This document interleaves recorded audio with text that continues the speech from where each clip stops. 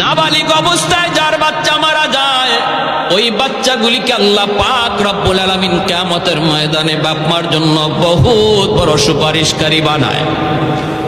বাচ্চাগুলি আল্লাহর কাছে ডাক দেয়া কয়, মালিক, ও মালিক, তুমি আমারে দুনিয়াতে পাঠাইছো, পাঠানোর সময় আমার মা কত কষ্ট করছেন, জান বের হয়ে যায় অবস্থা। এরপরে আমি দুনিয়াতে আসলাম, এত কষ্ট আমি মাকে দিলাম, কিন্তু মার কোনো খেদমত আমি করতে পারলাম না, আমার মা ঋণ আমি শোধ করতে পারলাম না। আল্লাহ, আজ যদি তুমি আমাকে জান্নাতে দিতে চাও, আমার মা বাবা সারা জান্নাতে যাইবো না, হয় আমারে বাপ মার সাথে জাহান্নামে দিয়ে দাও, হয় আমাকে আমার বাপ মার সাথে জাহান্নামে দিয়ে দাও। রব্বুল আলামিন তখন বলে, বান্দারে, আমি আল্লাহর আদত হচ্ছে জাহান্নামীকে জান্নাতে দেওয়া, কিন্তু